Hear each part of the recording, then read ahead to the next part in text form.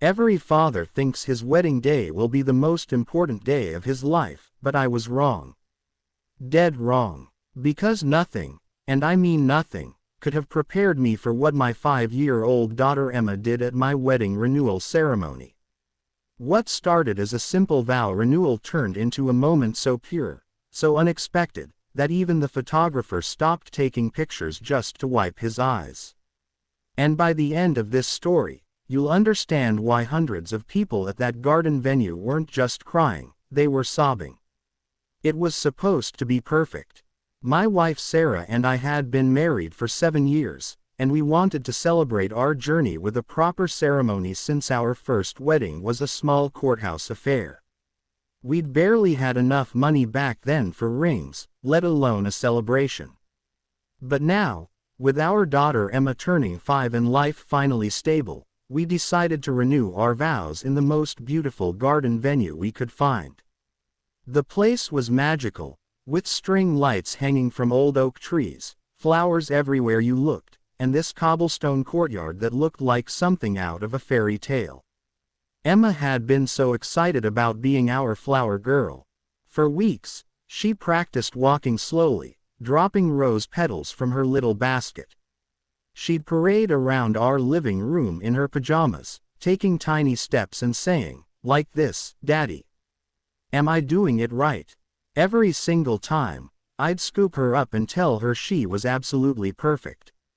She had this pink tulle dress that she insisted on wearing to bed 3 nights in a row before the ceremony because she loved it so much. Sarah had to sneak it away while Emma slept just to get it cleaned. The morning of the ceremony, I was a nervous wreck. Not about marrying Sarah again, that was the easy part. I was nervous because I wanted everything to be perfect for her. She deserved that perfect day we never got the first time around. I was in the groom's suite, struggling with my tie for the 100th time, when Emma burst through the door. She was already in her flower girl dress, her blonde hair curled and pinned back with fresh white roses. She looked like an actual princess, and my heart just about exploded. "Daddy, you look so handsome," she squealed, running over to hug my legs. I bent down to her level, and she put her tiny hands on my cheeks. "Are you nervous, Daddy?" I laughed and admitted that yes, I was a little nervous. She got very serious then, her blue eyes looking right into mine. "Don't be nervous. Mommy loves you so much. She told me this morning that you're her best friend in the whole world." I had to blink back tears right then and there. This kid had a way of saying exactly what I needed to hear. The ceremony was scheduled to start at 5 in the evening when the light would be golden and perfect. Guests started arriving, filling the white chairs arranged in rows facing a beautiful floral arch. My parents were there, Sarah's parents, our siblings, friends from college, coworkers, neighbors. About 150 people had come to celebrate with us. I stood at the altar with our officiant, my best man beside me, watching as people found their seats. The string quartet started playing, and my heart began pounding. First came the bridesmaids, Sarah's sister and 2 of her closest friends, walking down that cobblestone aisle in their soft blue dresses. Then the music changed to a gentle instrumental version of 1,000 Years, and everyone stood up. This was Emma's cue. I looked toward the entrance, expecting to see my little flower girl taking those careful, practiced steps she'd rehearsed so many times. But she wasn't moving. She just stood there, frozen at the beginning of the aisle, clutching her basket of rose petals with both hands. My stomach dropped. Was she scared? Had she forgotten what to do? I could see Sarah's mom gently trying to encourage her forward, but Emma shook her head. The music continued playing, and people started glancing at each other, wondering what was happening. I was about to walk down and get her when suddenly, Emma did something completely unexpected. She reached into her flower basket, but instead of pulling out rose petals, she pulled out a piece of paper. It was folded and slightly crumpled, clearly something she'd hidden there herself. She unfolded the paper with her little hands, took a deep breath that I could see from where I stood, and in the loudest, clearest voice she could manage, she started reading. My daddy is the best daddy in the whole world. The entire venue went silent. You could have heard a pin drop. He makes me pancakes every Saturday, even when he's really tired from work. He always cuts them into heart shapes because he knows that's my favorite. My throat tightened. I had no idea she was going to do this. This wasn't part of the plan. Emma continued, her voice getting a little stronger. When I have bad dreams, Daddy lets me sleep in the big bed, and he tells me stories about brave princesses until I'm not scared anymore. He says I'm his brave princess. Several people in the audience were already reaching for tissues, and we weren't even halfway through. Daddy teaches me how to ride my bike, and he always runs beside me so I don't fall. One time I did fall, and I got a big scrape on my knee, and Daddy picked me up and told me that brave girls get back up. So I did, and he was so proud of me. Emma looked up from her paper, found my eyes, and smiled. That smile just about destroyed me. My daddy works really hard, but he always has time to play tea party with me. He drinks pretend tea and eats pretend cookies, and he uses a funny voice that makes mommy laugh. The audience was completely captivated. Some people were crying openly now, and I wasn't far behind. Emma looked back at her paper. But the best thing about my daddy is how much he loves my mommy. He kisses her forehead every morning before work. He holds her hand when we go on walks. He dances with her in the kitchen when he thinks I'm not watching, but I am watching, and it makes me so happy. I couldn't hold back anymore. Tears were streaming down my face, and I didn't even care.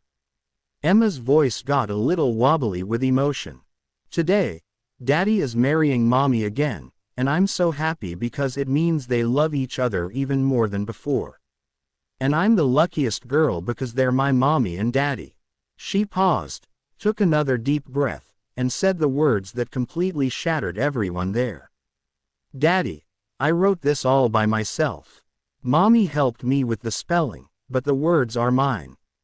I wanted everyone here to know why you're the best daddy, and why Mommy is so lucky, and why I'm so lucky too. She carefully folded her paper, put it back in the basket, and then finally, she started walking down the aisle, dropping rose petals like she'd practiced. But now, everyone was crying too hard to really notice. I was openly sobbing. My best man had his hand on my shoulder, and when I looked toward where Sarah was about to enter, I could see her peeking around the corner, mascara already running down her face. Emma reached me and looked up with that proud, beaming smile. I couldn't help myself. I broke protocol, stepped forward, and scooped her into my arms, holding her tight. I love you so much, princess, I whispered into her hair. That was the most beautiful thing anyone has ever done for me. She hugged my neck and whispered back, I love you too, Daddy. Now you have to marry Mommy. The audience laughed through their tears, and I set Emma down so she could take her place.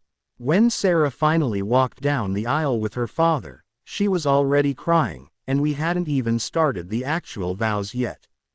The ceremony was beautiful, but honestly, nothing could top what Emma had done. Our officiant even acknowledged it, saying, well, I think Emma just gave us all a masterclass in love and family. That's going to be hard to follow. Everyone laughed and agreed. Later, during the reception, person after person came up to me talking about Emma's speech. That was the most touching thing I've ever witnessed at a wedding, one of Sarah's aunts told me. You should be so proud. And I was. I was so incredibly proud. My best friend from college, who's usually the tough, unemotional type, pulled me aside and said, man, I've been to a lot of weddings, but what your daughter did today, that's going to stick with me forever. Emma spent the rest of the evening dancing, eating cake, and basking in all the attention. She'd stolen the show completely, and she deserved every bit of recognition she got. When we finally got home that night, after Emma was tucked into bed, Sarah and I sat together on our couch, still in our wedding clothes, and just held each other. "Did you know she was going to do that?" I asked. Sarah shook her head. "She asked me how to spell some words yesterday, said she was writing a story about her daddy. I had no idea it was for today. I had no idea she was going to read it in front of everyone." We sat in comfortable silence for a moment before Sarah said, "We're raising an amazing little girl." And she was right. In that moment, on what was supposed to be our special day, Emma had shown everyone there what family really means. She'd shown them that love isn't just between two people getting married, it's woven through every moment, every pancake breakfast, every scraped knee, every bedtime story. She'd stolen the show not because she wanted attention, but because she had something important to say about love, and she was brave enough to say it. That's my girl. That's my princess. And that's a moment I'll treasure for the rest of my life.